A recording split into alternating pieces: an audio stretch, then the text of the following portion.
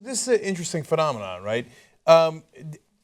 If the press asks hard questions of Democrats, the Democratic audience doesn't complain, right? Right. And they just go like, "Oh, okay, good. Let's hear that answer and stuff." Now, whenever the Republicans get asked hard questions, they just go, "Fuck you," and the audience goes, "Yeah!" They go, "Liberal media bias, yeah!" Right? So that eliminates their need to answer any questions. Yeah. Right? Why would they? Yeah, all they got to do is just attack the guy back. Wait a minute, you just got paid a lot of money by this company. Shouldn't you have vetted them a little bit and find out if they rip people off before you say you take their product, you take their money, you're endorsing them? He's like, and the crowd's like, boo! You're asking him about facts, boo! Yeah. You're a bad person. That never happens in a Democratic debate. And the guy has no record to run on because he's never been a politician. So these are the things, these are the decisions he's made in his life. Exactly. And here's one of the biggest ones he made, and it does goes to show. But again, it's like people who are at these debates that they're supporting Trump and Carson. Yeah. Well, and right there, what he was doing was basically defending, saying, I don't need to speak for the fact that I helped this company that defrauded people, made them believe that this medicine would cure cancer. By the way, they had to settle this lawsuit. I still take this stuff because I don't know what the fuck medicine is or what it's supposed to do. Yes. But they lied to people, probably led to some deaths. But don't worry. So they paid me a couple $100,000. Who cares? He, in essence, just to follow up on what John just said, he, in essence, just endorsed them again. He still takes it. Yes. He just gave him a giant commercial saying, I still take it. And remember, I'm Dr. Ben Carson, right?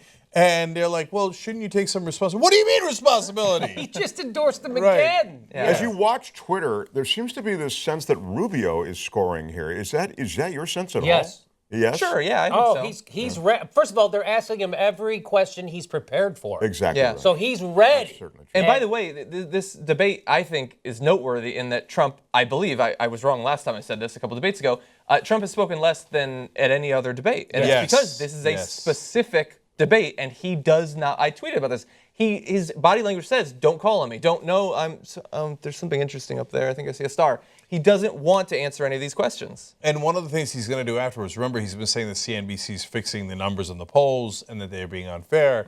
Afterwards, he's going to come out and say, I talked the least, or I didn't talk as much as the other guys did. You see, I told you they were unfair. Unfair. Right? They wouldn't call on me. Right, but in reality, it's not that he's just setting it up to, again, complain about liberal media bias or cry, which is one of his go-to moves, but it's a way of avoiding the questions while then having a way of attacking them afterwards.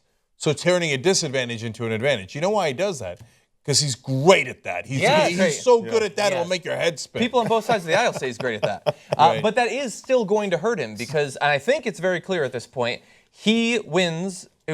He's up in the polls when he gets covered. And when he talks at debates, he gets covered. If he has to not talk, then he's not going to do well. This isn't going to save him. Yeah, almost by definition, he's ceding ground to other candidates. And Carson getting applause with no good reason, but Carson is now getting the coverage, and he's getting the applause lines, and Trump is pretending that he's not there.